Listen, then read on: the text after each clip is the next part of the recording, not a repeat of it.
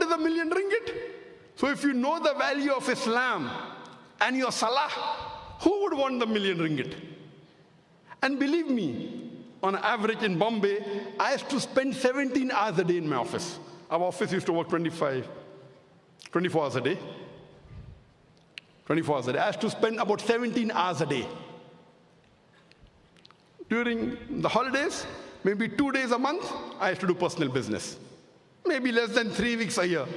Profit? Millions of dollars. Barakah. So why should I ask for money for giving lecture?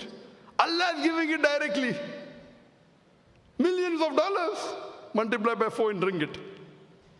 For working hardly 2-3 weeks a year.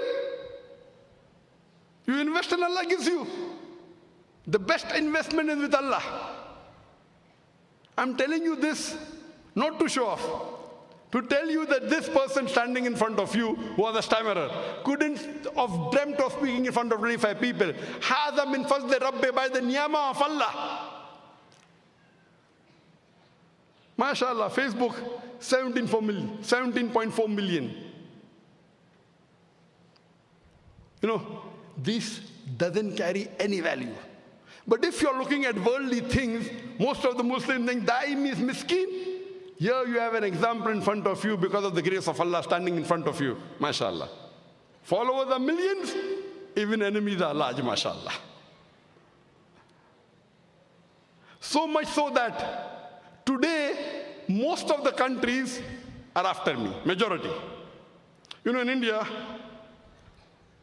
about 2 years and 4 months back, in November 2016, they banned the organization. I'll come to my organization afterwards. And the present Prime Minister, the Narendra Modi, I would like to thank him. He's the Prime Minister now. Elections are going on. After 1.5 months, whether he remains or not, Allahu Alam. Allahu Alam. Maybe, may not be, I don't know. But presently, he's the Prime Minister. The government is so much against me, they spend tens of millions of dollars to propagate against me on the television channels, in the newspaper, that Zakir is a terrorist. He's promoting terrorism.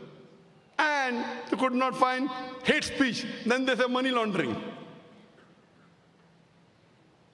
And so many years, I'm giving everything clearly to the income tax. This is what I earn. I'm an NRI, non-resident Indian from Dubai. No questions asked. Now when the government is against me, now they're saying money laundering. They're laying allegations.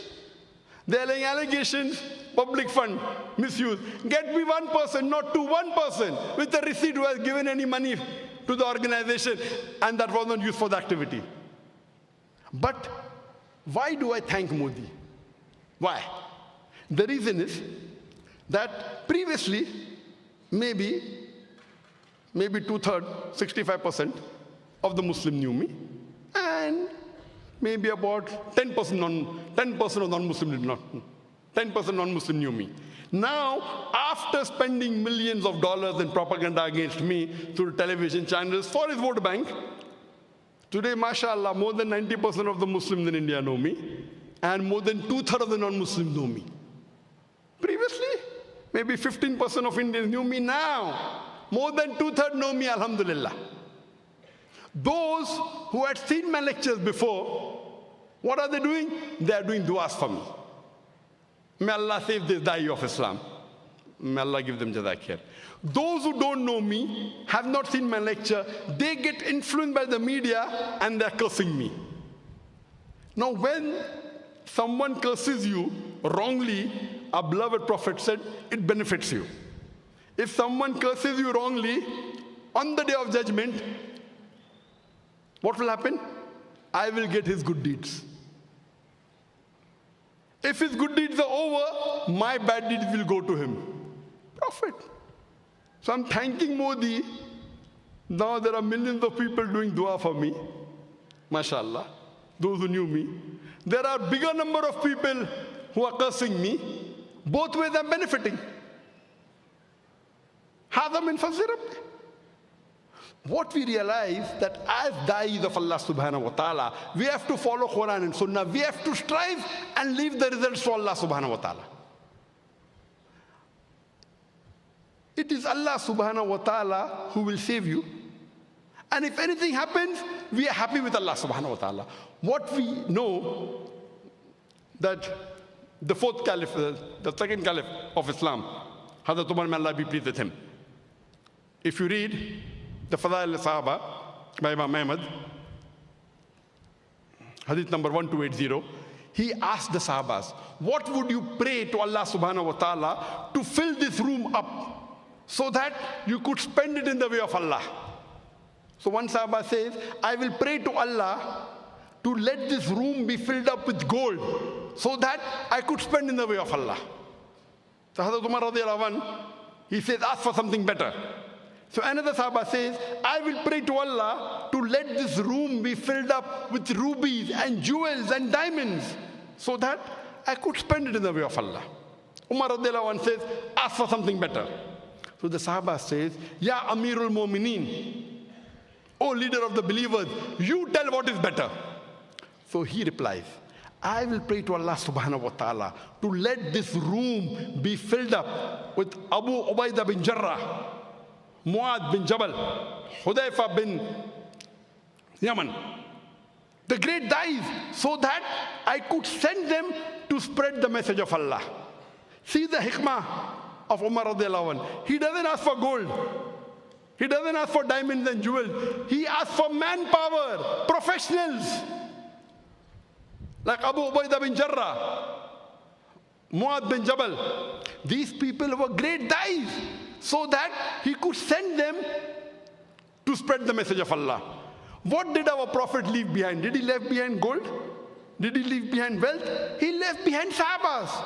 Today we Muslims have the maximum wealth in the world. We have the black gold, we have the oil. Today the Muslims are looked down upon. Right or wrong? Right or wrong? Today we have all the wealth in the world.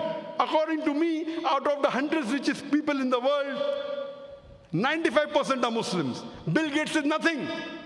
I personally know many Arab businessmen who can have Bill Gates in the pocket. It's only in the Forbes list, Bill Gates, now it is Jeff Bezos.